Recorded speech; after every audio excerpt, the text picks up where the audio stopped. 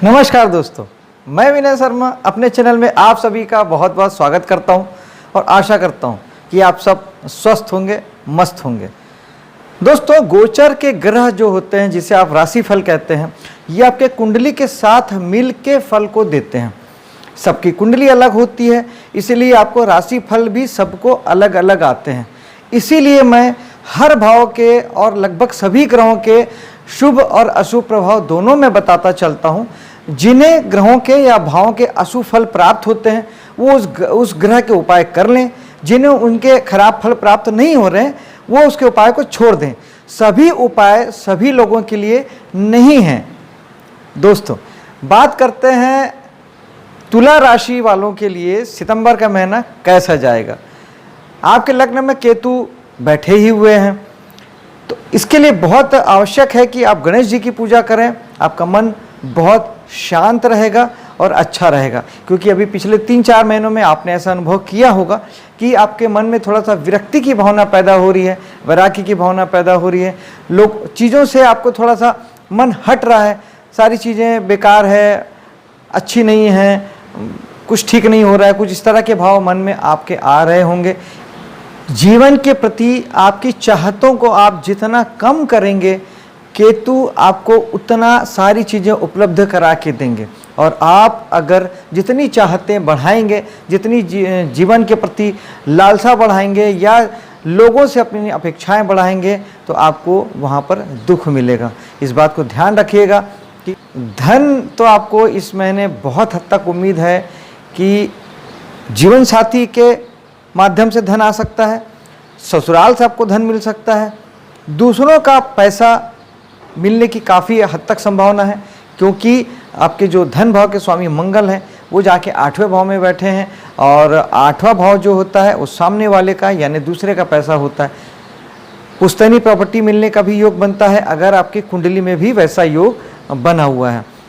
साथ ही दूसरे भाव में बृहस्पति की दृष्टि भी है, तो बृहस्पति आपको ईश्वरीय यानी भाग्य से भी धन के लिए आपकी मदद करते हैं। मंगल आपके दूसरे भाव के स्वामी हैं, इसलिए आप अगर जितना ज़्यादा हनुमान जी की साधना करेंगे उतना आपके धन के लिए बेहतर होगा। धन के लिए अवसर भी प्राप्त होंगे और धन भी आपको काफ़ी जगहों से उपलब्ध हो सकता है। दोस्तों, तो इस महीने आपके ज़्यादातर वक्त जो है और ज़्यादा ऊर्जा जो है आपके दोस्तों यारों के साथ लगने वाली है। समाज सोसाइटी को आप अपना समय देने वाले हैं। इच्छा पूर्ति और मनोरंजन के लिए आप काफ़ी वक्त इस महीने आप निकालेंगे, काफ़ी घूमेंगे फिरेंगे, दोस्तों के साथ एंजॉयमेंट करने का समय है। घर के सुख शांति में थोड़ा सा आपको अभाव महसूस होगा, क्योंकि यहाँ पे शनि वक्री होके वापस आके बैठे हैं। लेकिन आप अगर जितना ज़्यादा फोकस्ड रहेंगे, मतलब घर के प्रति आप जितनी जिम्मेदारियों को निभाएंगे अपने जीवन साथी के प्रति, आपका घर अगर कोई रिक्वायरमेंट मांग रहा है रिपेयरिंग का या इस तरह की किसी भी चीज़ों का, तो उसे आप करा लीजिए। आपका वाहन यानी आपकी गाड़ी अगर कहती है कि मुझे बदल दीजिए या मेरी रिपेयरिंग कराइए, तो उस पर भी आप ध्यान दीजिए, क्योंकि ये छोटी छोटी चीज़ें हैं दोस्तों, लेकिन आपके जीवन में आपके मन में सुख और शांति भी यही सारी चीज़ें देती हैं। तो उस पर आपको ध्यान देना चाहिए, क्योंकि शनि जहाँ होते हैं बस चाहते हैं कि आप वहाँ पर ध्यान दें। आपका ध्यान देना ही शनि को ठीक कर देता है।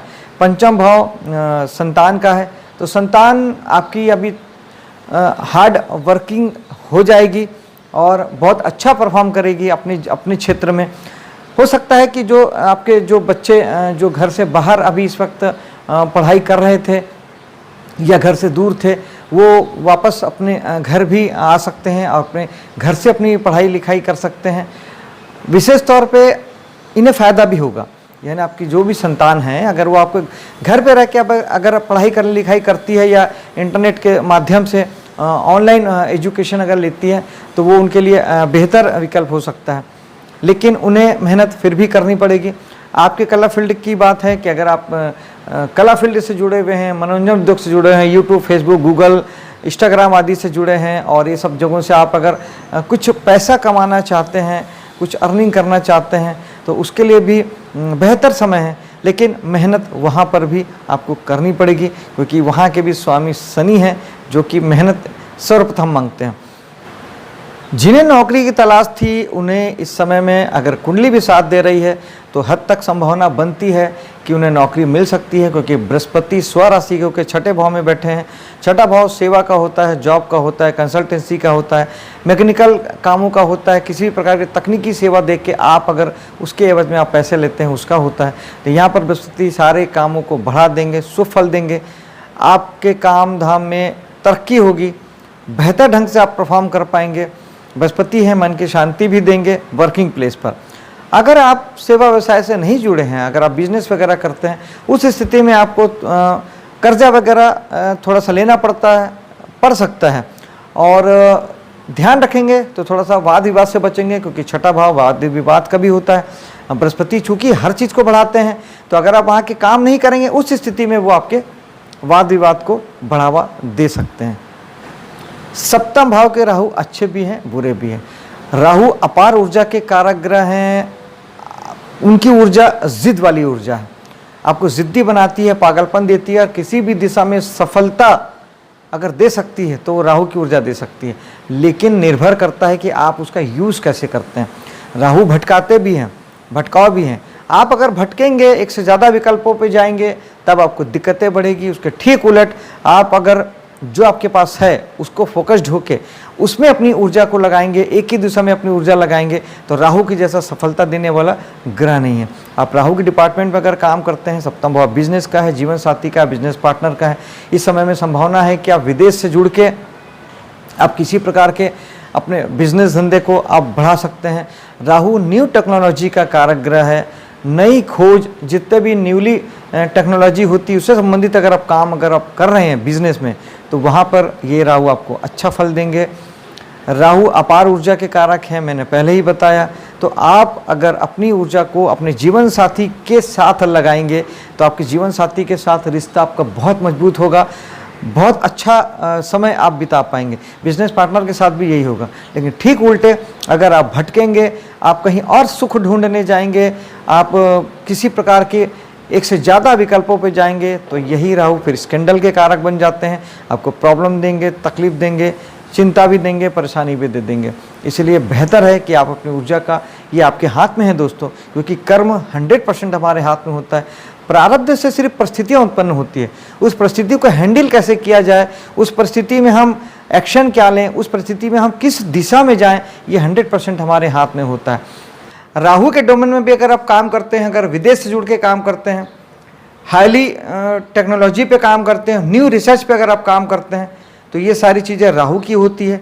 तो इसमें आप अच्छा आगे बढ़ सकते हैं, अच्छी तरक्की कर सकते हैं। राहु की ऊर्जा को सही दिशा में लगाने के लिए मेडिटेशन बहुत ज़रूरी चीज़ है। आप मेडिटेशन करेंगे तो आप सही मार्गदर्शन के साथ सही दिशा में अपनी ऊर्जा को लगा सकेंगे दोस्तों। 8वें भाव में मंगल साहस, पराक्रम और एक्शन के कारक हैं। तो साहस, पराक्रम, एक्शन के माध्यम से आप 8वें भाव के कामों में उन्नति कर सकते हैं, सफलता प्राप्त कर सकते हैं। यानी अगर आप सीक्रेट एजेंसी से जुड़े हैं, CBI CID से जुड़े हैं, रिसर्च करते हैं, वैज्ञानिक हैं, कुछ खोज करते हैं, पानी के नीचे या अंतरिक्ष में खोजते हैं, मन के किसी प्रकार के विकारों की, बीमारियों की खोज करते हैं, किसी भी प्रकार के एस्ट्रोलॉजी, न्यूमरोलॉजी या तंत्र मंत्र, ज्योतिष में आप कुछ खोज करते हैं, इस तरह के किसी भी काम में जितने छुपे हुए काम होते हैं, हिडन काम होते हैं, सीक्रेट काम होते हैं, जिन्हें खोजा या ढूंढा जाना पड़ता है, वो सारे काम 8वें भाव के होते हैं। तो वहाँ पे मंगल आपको साहस पराक्रम देंगे ताकि आप बेहतर ढंग से काम कर पाएँ, ज़्यादा इच्छा शक्ति के साथ आप चीज़ों को खोज पाएँ। अदरवाइज़ आप 8वें भाव के काम नहीं करते हैं, उस स्थिति में मंगल एक्शन के कारक हैं, लड़ाई झगड़े के कारक हैं, गुस्से के कारक हैं। थोड़े से ध्यान रखिएगा इस बात का, वरना ये चीज़ें आपको चिंता का विषय बन जाएगी, आपको परेशानी दे सकती है। भाग्य के भाव की बात करते हैं तो यहाँ के स्वामी बुध 12वें में जाके बैठ गए हैं, तो आप लंबी धार्मिक यात्राओं में जा सकते हैं। 90% चांस है कि आप जाएंगे।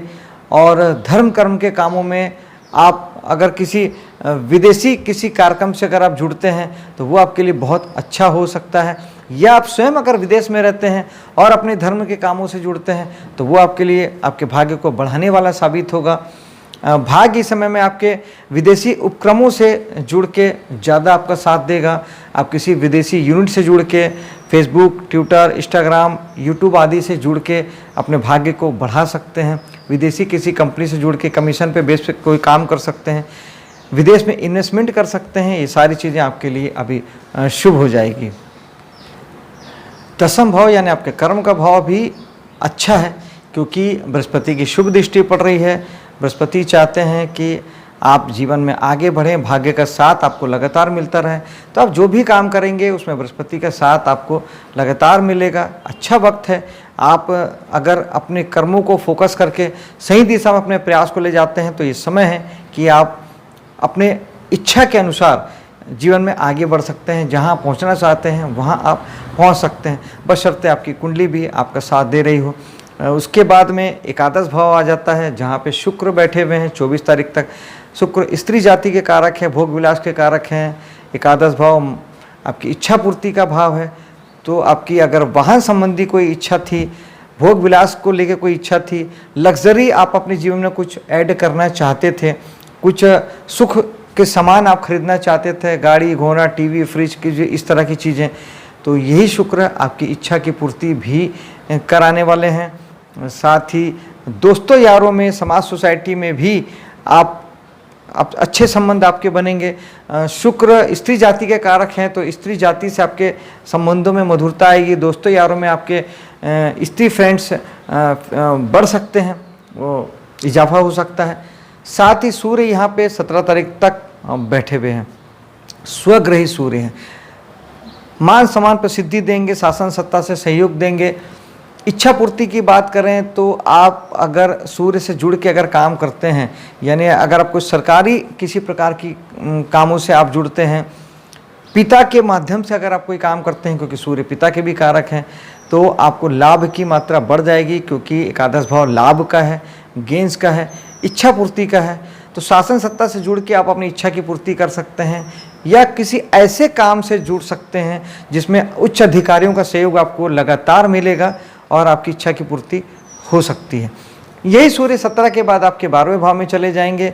तो फिर ये सूर्य, अगर आप विदेश में काम करते हैं, विदेश से जुड़ के काम करते हैं, हॉस्पिटल उद्योग से अगर आप जुड़े हैं, किसी प्रकार के हॉस्पिटल से जुड़ के अगर आप कोई भी काम करते हैं, बिजनेस करते हैं या नौकरी करते हैं, तब आपके जीवन में मान सम्मान प्रसिद्धि की प्राप्ति होगी, शासन सत्ता का सहयोग मिलेगा, उच्च अधिकारी आपका सहयोग करेंगे। लेकिन अगर आप वहाँ के काम नहीं करते हैं, तब उस स्थिति में 12वां भाव खर्च का हो जाता है, इन्वेस्टमेंट का है दूसरे रूप में। अगर आप किसी सरकारी प्रतिभूति में अगर अपना पैसा लगाते हैं, सरकारी योजनाओं में आप अगर अपना पैसा जमा करते हैं, तो आपके अनावश्यक खर्च नहीं होंगे। लेकिन अगर आप ऐसा जब नहीं करेंगे, उस स्थिति में फिर आपको सूर्य खर्च कराएंगे।